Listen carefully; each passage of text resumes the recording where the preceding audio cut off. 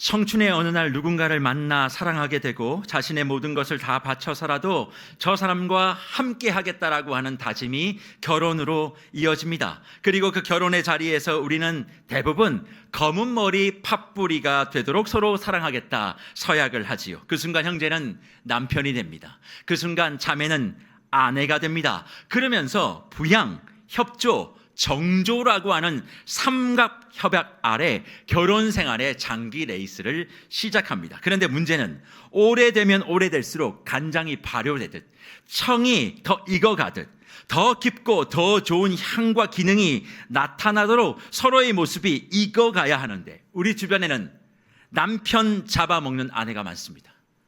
아내를 녹여먹는 그런 남편들이 아주 많은 것을 쉽게 보게 됩니다.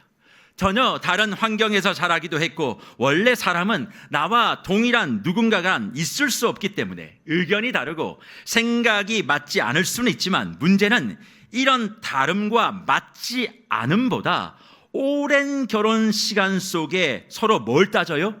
사랑을 따지는 게 아니라 수지타산을 따지는 게 문제가 되는 것입니다. 분명 검은 머리 팥불이 될 때까지 사랑하겠다라고 하는 그 모든 약속은 기억에도 없고 이젠 뭐가 됩니까?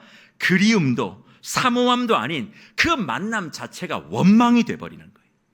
그래서 어느 순간 도대체 어디서부터 잘못이 된 것일까라고 하는 답도 없는 입술의 웅얼거림만 부부 속에 남게 되는 것을 봅니다. 그리고 손가락 하나, 둘을 꼽으며 가사, 노동, 생활비 등 분명히 함께 꾸리고 함께 부양하고 협조하기로 약속했던 것은 다 사라지고 누가 더 많이 했는지 누가 더 적게 기여했는지에 대한 셈법이 뭐로 연결이 됩니까? 마음의 분노가 되어 폭발하는 순간 너무나 우리가 익숙하게 잘 알고 있는 부부싸움이 시작됩니다. 나는 이것을 했는데 너는 무엇을 했냐고 그렇게 이야기하고 우리 집은 이것을 해주었는데 너희 집은 무엇을 해줬냐고 너희 부부는 도대체 뭘 하고 있냐고 모든 결혼의 시간 순간들 불공평한 것만 계산하여 눈에 들어오게 되어지니까 결국 결혼은 왜 했을까? 내가 미쳤지. 차라리 혼자 사는 게 나을 뻔했어. 그렇게 이야기를 하며 북받쳐 오르는 서러움과 안타까움을 끊임없이 감정 소모 앞에 내어놓고 당황해하며 그리고 또 쓸쓸해하며 그냥 다 끝났으면 좋겠다. 굳이 이런 삶을 살 필요가 뭐 있나? 내가 이 결혼 생활에서 부귀영화를 얻은 것도 아니고 나 혼자 먹고 사는 건 문제없고 굳이 이럴 필요가 뭐가 있나라고 안타까워하는 성도들이 교회 안에 많이 있다는 겁니다.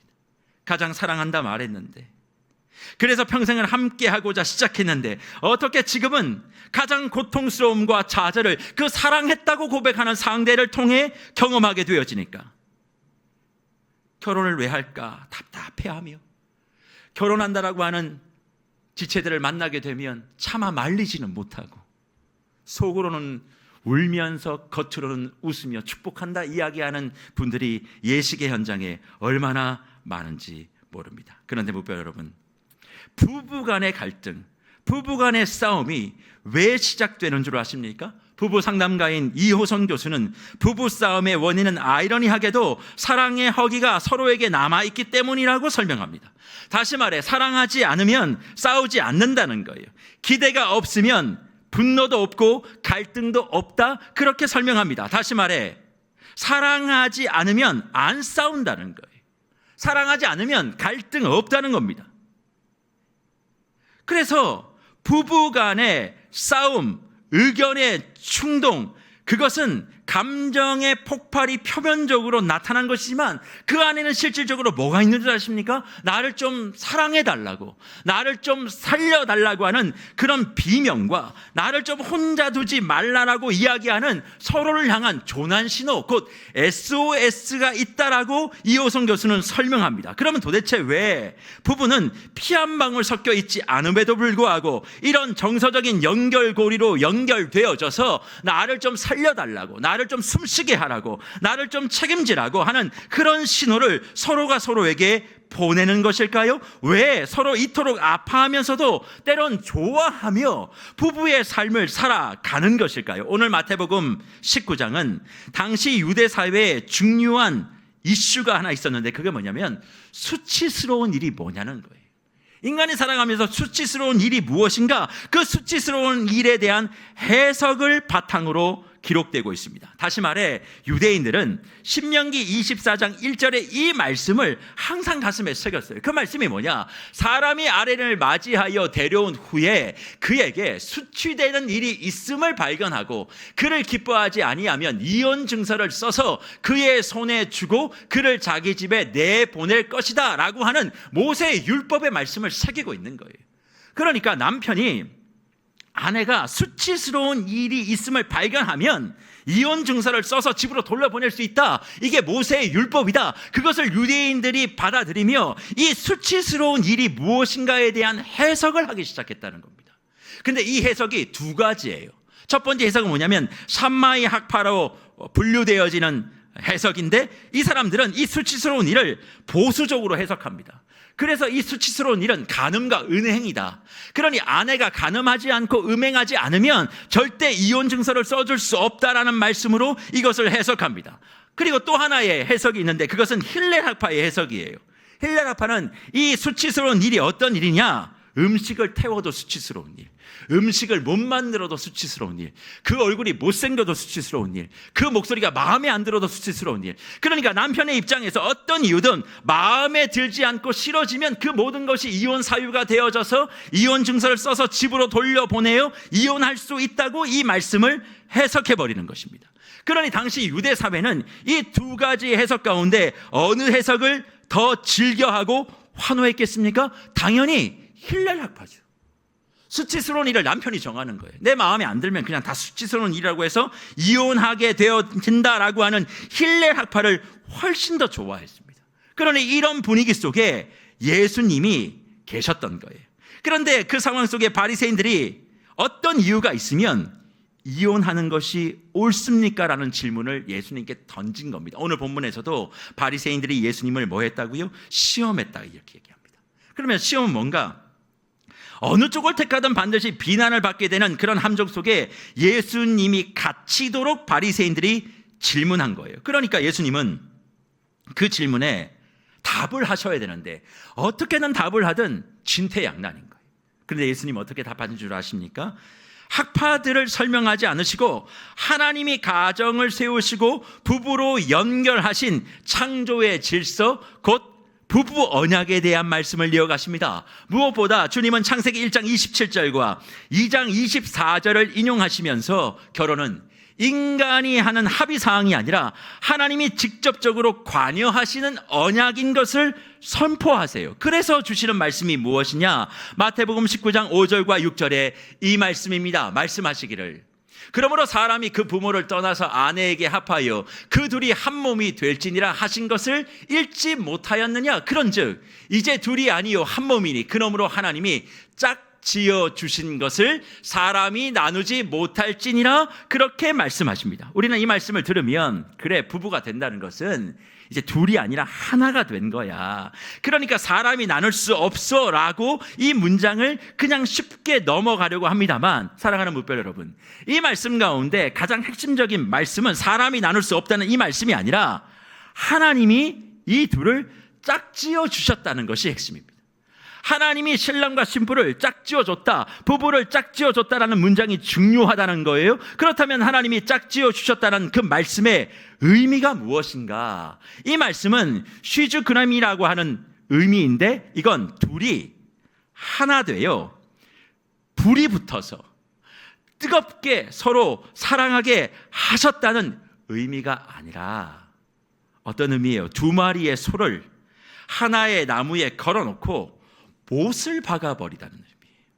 멍에를 서로 짊어지게 하다는 의미입니다. 그러니까 하나님이 남편과 아내를 짝지어 주셨다는 말은 둘이 행복하게 서로 알콩달콩 살도록 해주셨다가 아니라 둘을 결박시켰다는 거예요. 둘을 하나로 묶어서 못으로 박아놨다, 그런 이야기입니다. 서로가 서로에게 못을 박았다는 것이죠. 그러면 우리는 이런 질문을 하게 됩니다. 아니 목사님, 하나님은 그 수많은 사람들 중에 왜 하필 이 사람을 저와 묶어서 못 받게 하셨을까요? 왜 하나님은 굳이 저 사람을, 여러분의 언어로 얘기하면 저 인간을 왜 내게 묶어 못을 박아 하나 되게 하셨을까요? 하나님이 그때 말리셨었어야지. 왜 그런 사람을 나와 묶어서 평생 이렇게 아프고 힘들고 눈물 나게 하시는 것입니까? 라고 제게 질문할 수 있습니다. 그러면 저는 어떻게 답을 드리냐면, 그걸 제가 어떻게 합니까? 그걸 내가 어떻게 알아요? 여러분이 좋아서 결혼한 걸 제가 그걸 어떻게 압니까? 정답은 제가 말씀드리지 못하지만 그것에 대한 해답은 제가 드릴 수 있다는 거예요. 그건 뭐냐? 남편과 아내가 자신의 고집과 이기심을 서로를 통해 못 박아서 목적이 있는 거예요. 그리스도 예수를 닮은 자로 만들기 위해 주님은 저 사람과 이 사람을 짝지어 하나 되게 하셨다는 것입니다. 청청병력과도 같은 소리죠. 그러니까 부부 사이는 뭐가 목적이에요? 나의 고집과 나의 이기심을 서로에게 못 박아 예수 닮은 사람으로 만들기 위하여 주님이 짝지어 주셨음이 성경의 말씀입니다. 생각해 보십시오. 지금 바리새인은 주님께 언제 헤어질 수 있는가, 어떻게 하면 헤어질 수 있는가를 물었지만 주님은 뭐라고 답해요? 어떻게 하나 될 수 있는가를 답하십니다. 사람의 관심은 헤어짐인데 하나님의 관심은 뭐냐면 어떻게 하나 될 수 있는가라는 것이 답이다 말씀하고 있는 거예요. 그러면서 이후에 이 부부의 말씀 이후에 무슨 얘기를 하는 줄 아십니까? 고자에 대한 이야기를 하십니다. 홀로 살아가는 사람들, 그런 사람들을 이야기하면서도 이것도 특별한 소명이다, 그렇게 얘기해요. 있을 수 있는 일이다. 그런데 어떻게 그것을 바라봐야 되느냐? 결혼이든 독신이든 자기 만족 때문에 하는 것이 아니라 하나님 나라의 관점에서, 예수 그리스도의 제자가 되는 관점에서 결혼이든 독신을 해야 된다, 그렇게 말씀하시며 하나님의 말씀을 해석하고 계신다는 겁니다. 무편 여러분, 부부가 멍해를 쥐고 같이 가려면 어찌 해야 되는 줄 아십니까? 같은 방향으로 가지 않으면 목이 뒤틀리고 살이 찢겨지고 피가 흐릅니다. 그러니까 지금 저와 여러분의 삶에, 특별히 부부 사이에 말할 수 없는 고통과 눈물과 피가 철철 흐르고 있는 상태라면 그건 이유가 있어요. 저 사람이 잘못해서가 아닙니다. 그럼 무엇일까요? 말씀을 가지고 이야기해 보면 하나님이 짝지어 매게 하신 언약의 멍해가 서로 걸려 있다는 거예요. 하나님의 언약의 콧뚜레가 서로가 서로에게 걸어져 있는데 여전히 내가 원하는 대로 끌고 가니까, 내가 하고 싶은 대로 끌어당겨버리니까 상대가 거기 안에서 피를 흘리고 나도 고통스럽고, 그리고 고름과 눈물이 그 속에서 넘친다는 거예요. 내가 원하고 가고 싶은 방향대로 내가 고집하고 내가 옳다라고 생각하는 그 이기심 때문에 발생하는 부부 사이의 통증인 것을 아셔야 되는 것입니다. 그래서 무별 여러분, 이런 통증, 이런 비명을 부부 관계 속에서 느낄 때 우리가 빨리 깨달아야 되는 게 뭔 줄 아십니까? 저 사람 때문이라고, 저 사람이 문제라고, 저 사람이 안 바뀌어서 그렇다고 이야기하는 것이 아닙니다. 저 사람 구제불능이라고 재판관의 입장에서 이야기하는 것이 아니라 그 순간 이렇게 고백해야 되는 거예요. 내가 정말 고집이 지독하구나. 내가 정말 이기심이 너무 가득한 사람이었구나. 그렇게 생각하고 스스로를 돌아보며 자복하는 자리에 있어야 되는데, 대부분 부부 사이에 문제가 생기면 뭐가 됩니까? 재판관이 되어서 저 사람이 잘못했기 때문이다, 그렇게 이야기한다는 거예요. 그래서 이호성 교수는 이혼의 문제를 가지고 상담실에 찾아오는 많은 부부들에게 있었던 사례들을 그의 책 속에 기록하며 이런 이야기를 합니다. 무슨 얘기냐면 실제로 있었던 이야기인데, 남편이 엄청 꼬장꼬장한 사람인 거예요. 뭐 아내가 뭐만 하면 평가하고 분석하고 그게 잘못됐다고 얘기하고 네가 이렇게 해서 문제라고, 하여튼 하루에도 잠 잘 때부터 눈 뜰 때부터 잠 잘 때까지 끊임없이 아내에 대한 모든 행동에 대해서 판단하고 그런 얘기들을 한다는 거예요. 앉자마자 이 아내가 어떤 아내인 줄 아냐면서 이호성 교수에게 끊임없이 이 아내의 잘못된 얘기들을 막 늘어놓으니까 그 얘기를 들었던 아내가 뭐라는 줄 아십니까? 아휴, 정말 잘났어. 그렇게 잘났으면 판사를 하지 그랬어. 아주 판사가 납셨네, 납셨어. 그렇게 비꼬며 얘기하더라는 거예요. 꼬치꼬치 캐묻고 모든 것의 잘잘못을 따지고 기어이 사과를 받아내고 많은 남편을 향해 아내가 손가락질하면서 잘났어, 잘났어. 판사 나지 그랬어. 판사 날이 맞았다고. 그렇게 얘기를 했다는 겁니다. 그러면서 보통 이런 말을 하는 부부의 경우 다툼이 나게 되어지면 상대를 마음껏 심판하고 난 다음에 결론이 있대요. 그게 뭐냐면 나가라고. 꼴도 보기 싫다고. 그렇게 하고 서로 돌아선다는 것입니다. 그러면서 이호성 교수는 이런 모습을 이야기하며 우리의 가정 속에도 이런 부부가 많다. 어떤 부부요? 무자격 판사 부부요. 사법고시를 친 적이 없는데 다 자기가 판사예요. 그래서 무자격 판사 부부들이 너무 많다고 이야기하며 무자격 판사 부부가 주로 하는 일이 뭐냐?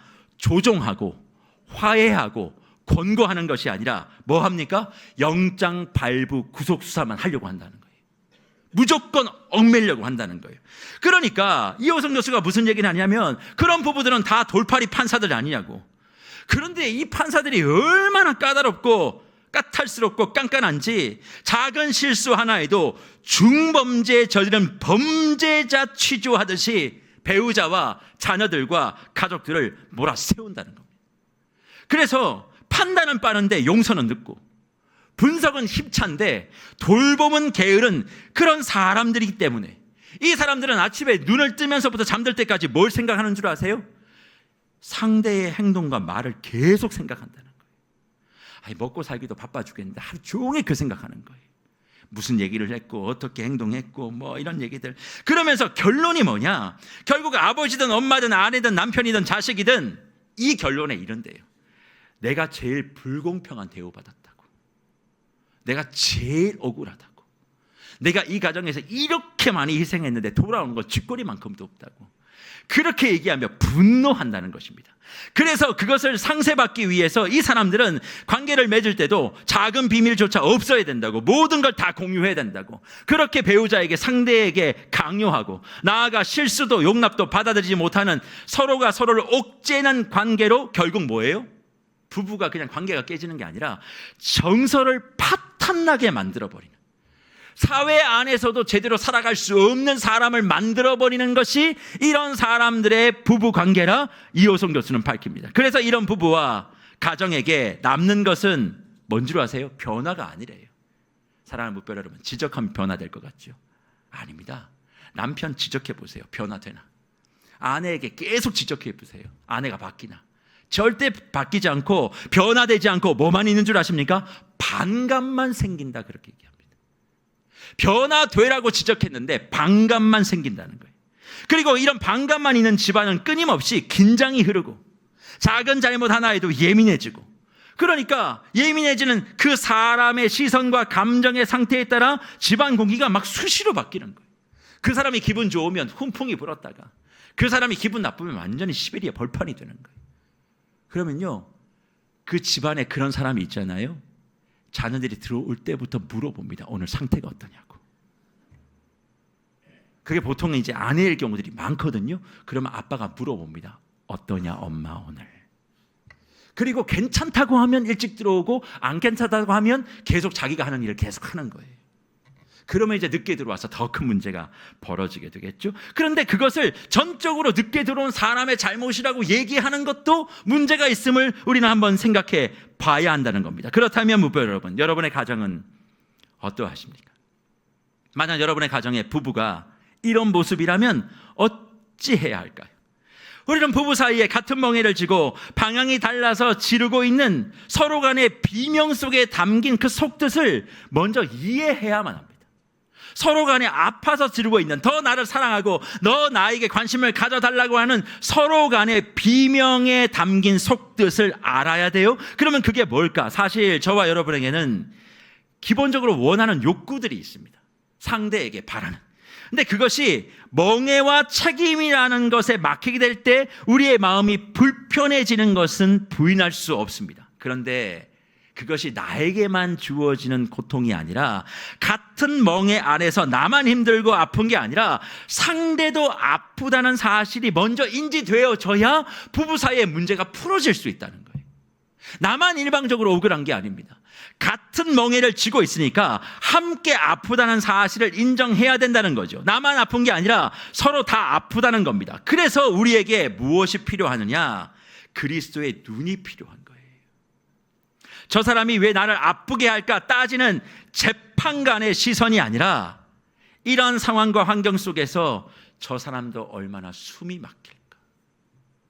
저 사람도 얼마나 힘들까라는 시선을 교정하는 것이 바로 같은 멍에를 짊어지고 서로가 서로에게 못을 박아 이 세상을 새롭게 하는 부부로서 하나님이 원하시는 믿음의 가정으로 이 세상을 회복시키는 변화와 성숙의 부부가 되는 것입니다. 우리는 언제까지 이렇게 힘들게 살 거냐고, 너 때문에 그렇다고 얘기할 때 힘든 환경과 여건 속에 있는 그 사람도 동일하게 힘들다는 걸 인정하셔야 된다는 거예요.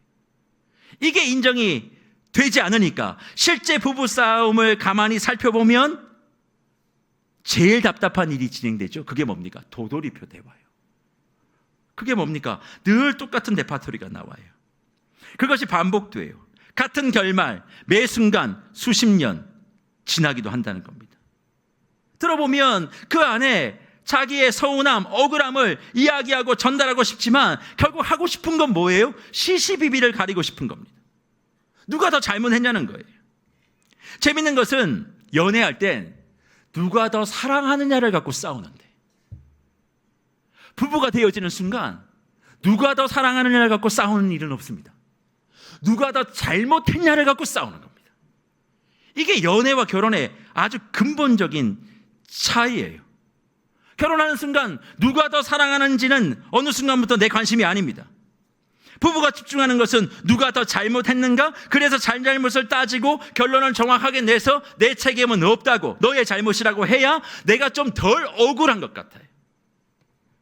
그리고 그 마음은 충분히 이해가 되고 공감이 됩니다. 하지만 이런 분노와 억울함을 해결하기 위해서 너는 틀렸고 나만 맞는다라는 상태로 대화가 가버리면 뭐만 남는 줄 아세요? 상대에 대한 이해가 남는 것이 아니라 상대에 대한 오해만 남게 되어져요.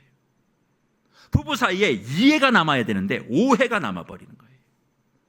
주님은 이 땅에 오셔서 하나님 나라의 회복을 가정과 교회에게 부여하시며 결국 하나님 나라의 회복이 뭔 줄 아십니까? 하나님에 대하여 가지고 있는 오해를 이해로 바꾸는 것입니다.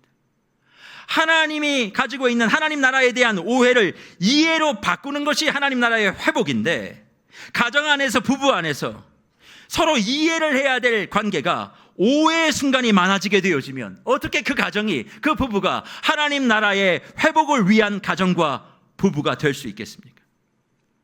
이해하지 못하고 오해하니까 부부 사이에 어떤 일이 벌어져요? 상대방의 말에 귀를 기울여 듣지 않고 듣는다고는 얘기하는데 자기가 듣고 싶은 말만 골라 듣습니다.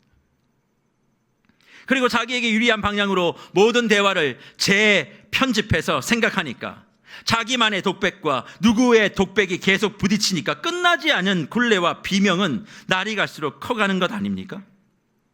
그래서 이런 부부들에게 참 재밌는 반응들이 항상 나타나는데 결국 뭐냐면 자기만의 이야기를 하다가 지금 부부싸움의 주제와 하등 상관이 없는 그런 이야기까지 끌어들여 대화를 시도합니다.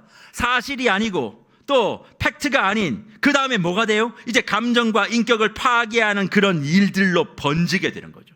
사실은 오고 간 거 없습니다. 이제 감정만 남게 되는 거예요. 그러다가 인격을 파괴하는 그런 상처 주는 말을 서로 막 주고받기 시작하고 어느 순간 문제 해결이 아니라 이제 상대의 인격을 말살하고 질식시키는 그런 대화로 변질돼 버린다는 겁니다. 왜 이런 일들이 벌어질까? 서로가 서로에게 그리스도의 시선, 곧 이해를 하려고 하지 않기 때문에 그래요. 조금씩 우리는 서로 다르지만 서로 이해하고 불쌍히 여기며, 너는 그게 문제야가 아니라 나는 너의 말을 이렇게 이해했는데, 나는 당신의 말을 이렇게 이해했는데 혹시 내가 오해한 게 있으면 다시 알려줘요. 틀렸다가 아니에요. 내가 이해한 건 이만큼인데 혹시 내가 잘못 오해한 게 있으면 좀 알려달라고, 그럼 내가 다시 좀 더 이해해보겠다고 그렇게 말을 하든지, 아니면 너는 틀렸어가 아니라, 당신은 틀렸어가 아니라, 당신이 무슨 말을 하는지는 아는데 나는 이 정도밖에 지금 이해할 수가 없다고, 그렇게 이야기를 해줘야 한다는 겁니다. 그러면 이런 모습이 서로를 이해하는 모습으로 발전하게 되어지고, 그런 모습이 상호간에 이루어질 때 부부 사이는 뭐가 싹 트는 줄 아십니까? 서로 불쌍히 여기는 마음이 싹 트는 거예요. 옳고 그름을 따지면 불쌍히 여기는 마음이 안 생깁니다.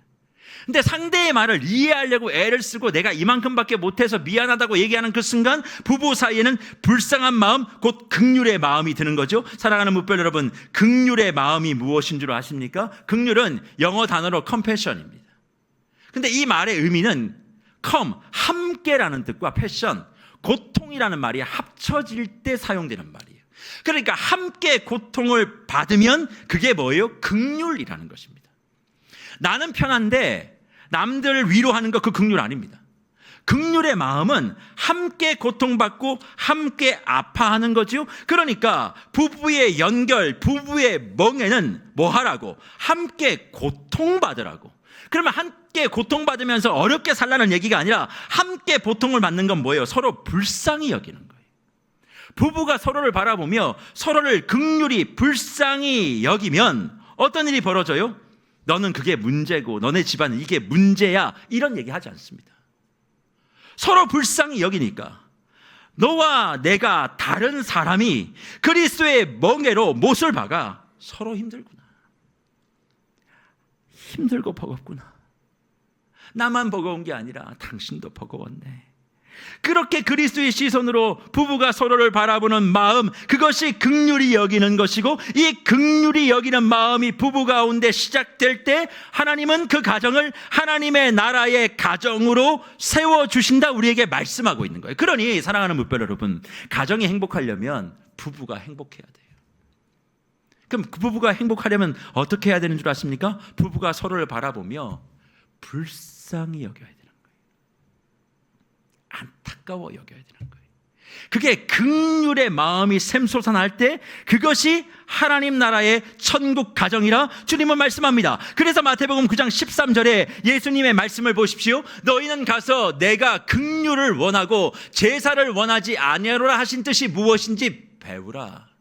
나는 의인을 부르러 온 것이 아니요 죄인을 부르러 왔다, 그렇게 말씀하고 있습니다. 나는 예배를 원하지 않아. 난 뭘 원해요? 긍휼을 원한다. 부부싸움 실컷 하고 주일날 나와서 주님 회개합니다, 용서해 주십시오, 그렇게 한다고 부부 사이가 천국 되지 않습니다. 부부 사이가 천국 되어 가정이 천국 되려면 부부 사이에 뭐가 있어야 돼요? 긍휼의 마음이 있어야 돼요. 근데 그 긍휼의 마음은 그리스도 예수의 영으로 부어지지 않으면 불가능한 거예요. 상대가 불쌍히 여겨지는 마음, 그것은 그리스도의 영이 임할 때만 가능하기 때문에 그렇습니다. 그래서 무별 여러분, 하나님 나라의 통치는 법의 잣대로 상대를 베는 것이 아닙니다. 그리스도의 통치와 하나님 나라의 완성은 함께 고통받는 긍휼이 흐른 것이고, 그 긍휼의 샘이 부부 사이에 샘솟아날 때 하나님의 나라의 회복은 그 가정 안에서 시작되는 것이에요. 그러니까 정말 하나님 나라를 이루기를 원하신다면 여러분의 가정이 천국 되는데 전심전력 다해야만 합니다. 그럼 여러분의 가정이 천국 되기 위해서 뭐 해야만 합니까? 기도입니까? 예배입니까? 아닙니다. 부부 사이를 재점검하는 거예요. 잘못한 게 있지요. 왜 서로 간에 잘못한 게 없겠어요? 근데 그것을 정죄하고 칼로 베는 게 아니라 이렇게 생각하는 거죠. 왜 저 사람이 저럴 수밖에 없었을까?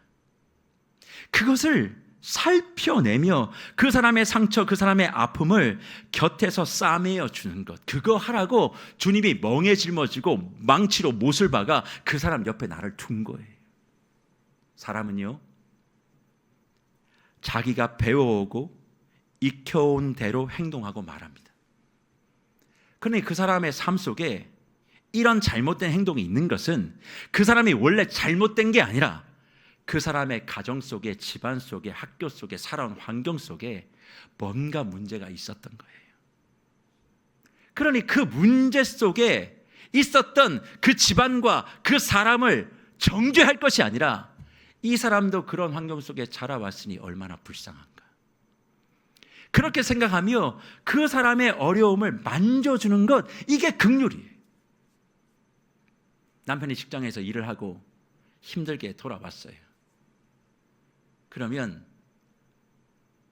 수고 많이 했죠. 고생 많이 했죠. 근데 수십 년이 지나도 안 고쳐지는 버릇이 있어요. 현관부터 양말 벗어, 바지 벗어, 그 다음에 옷 벗고, 모든 걸어가는 곳이 자기 옷이 쭉 펼쳐져. 그럴 때마다 우리 아내 되시는 우리 여성 성도님들 뭐라고 얘기합니까? 내가 몇 번을 이야기하냐고. 제발 세탁기에 넣든지 세탁함에 넣든지 좀 하라고 그렇게 얘기하죠. 맞아요. 그거 고쳐야 돼요. 그런데 왜 이 사람이 이렇게 할까를 생각해 봐야 되는 거예요. 밖에서 얼마나 힘든 일이 있었을까? 혹은 이 사람의 내면 속에 어떤 상처가 있어서 내가 얘기하는 걸 이렇게 고치지 않을까? 그러면서 잘못된 것을 지적하고 이 사람에게 또 당신이 이렇게 하라고 그렇게 할 게 아니라 내가 만져줘야 될 부분이구나. 그러면서 세탁함을 들고 수고하며 주여 은혜를 좀 베풀어 달라고, 이 사람의 아픔을 만져달라고. 그래야 천국 가정 되는 것입니다. 맨날 식탁에 앉아서 오늘도 김치찌개냐고, 내일도 김치찌개냐고, 모레도 김치찌개냐고, 나는 일주일 내내 먹은 게 김치찌개밖에 없다고 그렇게 얘기하면서 내가 벌어다 준 게 얼만데, 이런 얘기 하시면 안 됩니다. 내가 벌어다 준 게 얼마 안 되는데 오늘도 김치찌개 준 거 감사하고, 내일도 김치찌개 준 거 감사하고, 벌어다 준 거 가지고 김치찌개라도 내줘서 감사하다고, 이렇게 얘기해야 긍휼의 마음이 서로 생겨 천국의 가정이 이루어지는 거예요. 근데 이런 얘기는 하자고 다 하는 얘기가 뭐예요? 내가 얼마만큼 너에게 했는데를 이야기하니까 긍휼의 마음이 생기지 않는 것 아닙니까? 그러니까 서로를 바라볼 때 부족한 모습이 왜 저와 여러분의 눈 가운데 없겠습니까? 하지만 그 순간 부부들 하나로 묶어주신 하나님의 영이 우리의 시선에 닿아 나를 방어하는 시선이 아니라 저 사람을 향한 긍휼의 시선으로 변화돼요. 저 사람도 나하고 살면서 거룩한 멍에를 메고 씨름하고 피 흘리고 있었구나. 저 사람도 식구를 위해 이렇게 희생하고 포기하고 있었구나. 저 사람도 꿈이 있었는데 내 남편으로 살면서 그 꿈 다 접었구나. 저 사람도 소망하는 게 있었는데 내 아이의 아빠로 살면서, 엄마로 살면서 다 꿈을 접었구나. 그렇게 안타까운 마음을 가지고 긍휼의 시선을 회복하는 순간 뭐가 멈추는 줄 아십니까? 비난이 멈춰요. 정죄가 멈춰요.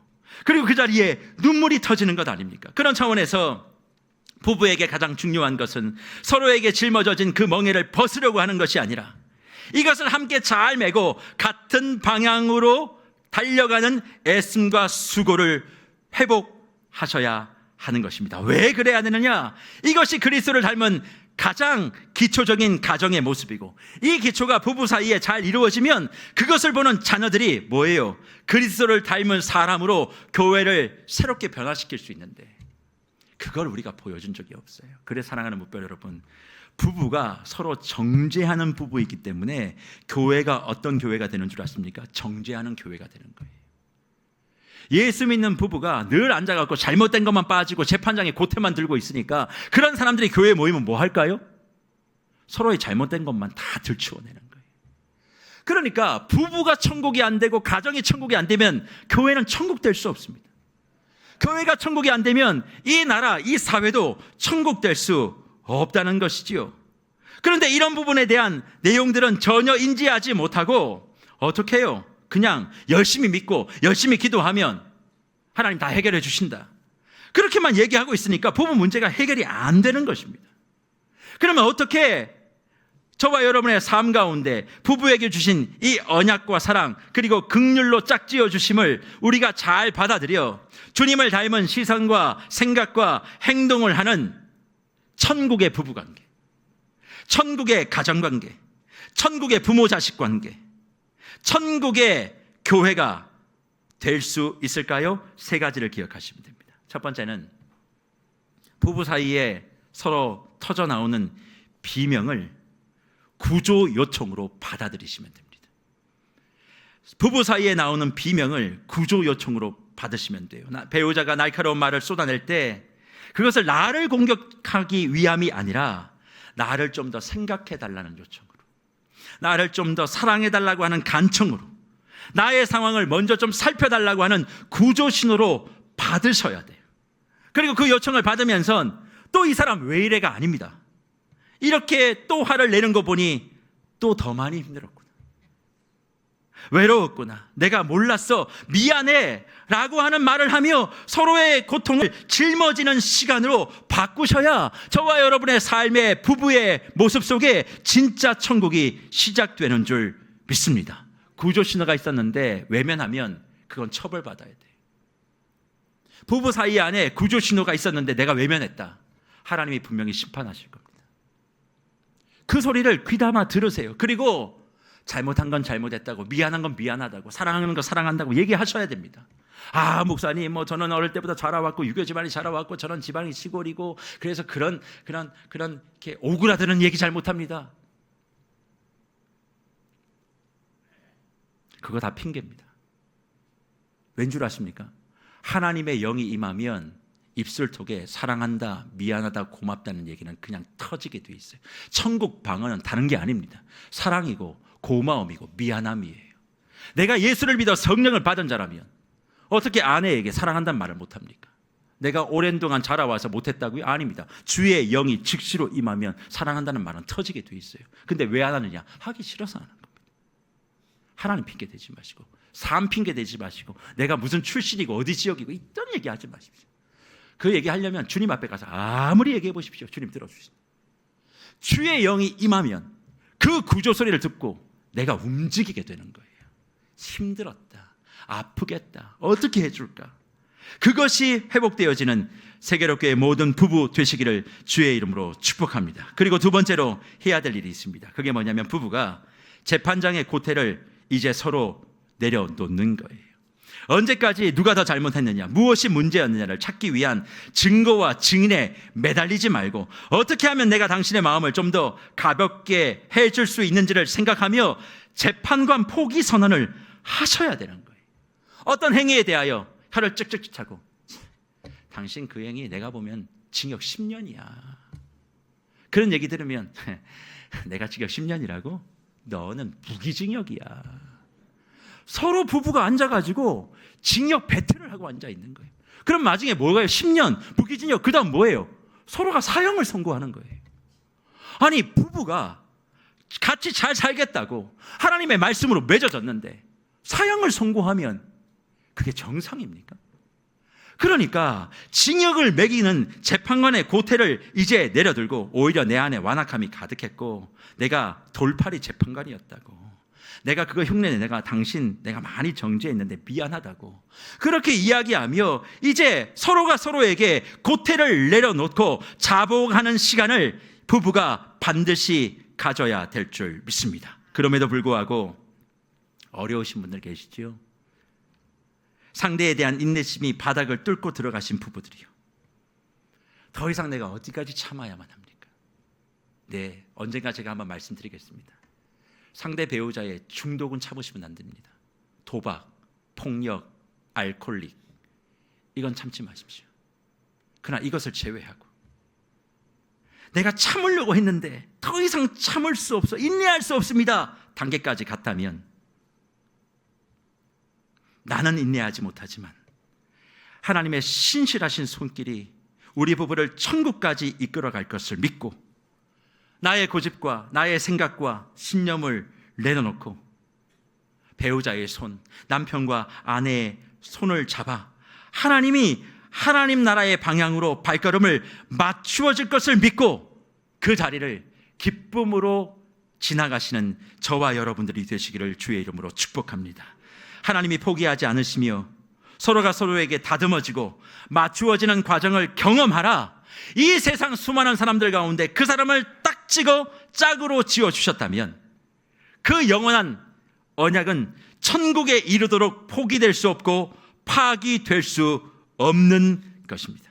그러기에 내가 인내하지 못하는 그 상황, 모든 것을 다 내려놓고 싶은 그 상황 속에 제가 말씀드린 세 가지의 중독이 아니라면 다시 한번 하나님의 은혜가 우리 부부를 붙잡고 있음을, 그리고 우리 부부가 회복되어 우리 자녀를 회복시키시고 가정을 회복시키시고 교회를 회복시키시기를 원하시고 계심을 믿고 주여 은혜를 좀 더 달라고 나에게는 그 힘과 능력이 없다고 다시 한번 주님 나도 위로하시고 저 사람의 마음도 만져주시고 늘 싸우고 갈등하는 우리 둘 때문에 고통받고 있는 우리 자녀들 불쌍히 여겨달라고.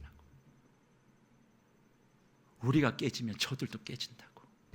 그런 마음을 가지시고 주님 앞에 엎드려질 때 주님께서는 베푸실 만한 은혜와 자비를 가지고 반드시 두 부부의 손을 더욱더 강하게 붙잡아 주실 줄 믿습니다. 그래서 말씀을 마무리하며 저는 도전합니다. 두 가지를 도전해요. 먼저는 이 말씀을 듣고 있을 우리 청년들에게 도전합니다. 그것이 무엇인가? 결혼 잘하셔야만 합니다. 사랑으로만 결혼한다는 세속적인 이야기를 말씀 안에서 다시 세탁하십시오. 사랑으로만 결혼하면 안 되고 사랑과 믿음으로 결혼해야만 합니다. 그 믿음은 무엇입니까? 예수 그리스도를 구주로 믿는 믿음입니다. 그래서 내가 좋다고 결혼하시면 안 됩니다. 그 상대가 반드시 믿음 있는 상대여야 되고 그 집안이 믿음의 집안이어야만 합니다. 그래서 저는 결혼할 때 선교사 파송식이 결혼식이 되지 않기를 바랍니다. 정말 그러해야 해요. 믿는 집안이, 믿는 형제 자매가 만나 결혼해야죠. 그러나 그렇게 되지 못하는 경우도 많이 있습니다. 직분자 가정 안에서도 그런 일들이 많이 있어요. 참 아픈 일입니다. 그럼에도 이 강단에서 말해야 될 건 오직 한 가지. 하나님을 믿는 형제 자매가 하나 되어 만나 하나님 나라 회복하기 위하여 서로가 서로를 그리스도 예수 안에서 닮아가고 그로 말미암아 아름다운 가정이 어떤 것인지 세상 안에 보임으로 세상이 회복되고 치유되는 그 역사가 우리 예수를 믿는 청년들과 자녀들 가운데 있기를 주의 이름으로 축복합니다. 동시에 우리 어른 기혼 성도님들께 말씀을 드립니다. 이미 부부가 되었습니다. 물릴 수 없습니다.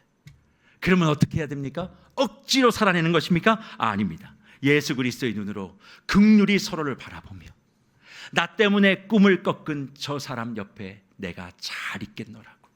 살아보니 몰랐던 상처들이 곳곳에 숨겨져 있었구나.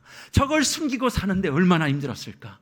저걸 만지라고 하나님이 나를 택하여 옆에 붙여주신 줄 믿고 주님 평생 사는 동안 이 사람의 상처가 덧나지 않도록 내가 만지겠습니다. 그리고 저 사람을 통해 내 안에 있는 결핍도 해결되게 하여 주시옵소서. 그래서 두 부부가 하나 될 때 하나님의 나라 온전한 회복의 자녀들 앞에 확인되어지게 하시고, 제가 어제 토운세 때도 말씀드렸죠. 자녀들이 부모에게 주는 최고의 찬사가 뭐라고요? 나는 아빠 엄마를 닮고 싶습니다. 손담비 이야기 드렸잖아요. 그런 이야기가 터져 나오려면 어떻게 해야 되겠어요? 부부가 긍휼의 샘이 날마다 샘솟는 가운데 서로가 서로를 불쌍히 여기고 서로의 모자람을 싸매어주고, 나 만난 게 축복인 줄 알아 이러지 말고 나랑 살아줘서 고맙소, 나와 있어줘서 고맙소, 어디서 내가 당신 같은 사람을 만나겠소. 하나님이 평생 주신 은혜 가운데 최고의 복은 바로 당신이에요. 이것을 이야기할 때 가정이 회복되어지고 그런 가정들이 모인 교회가 더불어 회복되어지고, 그래서 이 세상의 모든 어려움들이 해결되어지지 않겠습니까? 이번 한 주, 또 이번 한 달 견해 수축 하나님의 흔들림 없는 그 사랑 안에 서로가 서로를 다듬어 세워지는 거룩한 건축가가 되어 서로의 손을 불쌍히 여기며 함께 잡고 천국의 가정을 이루어가시는 복이 저와 여러분의 삶 가운데 함께 하시기를 주의 이름으로 축복합니다.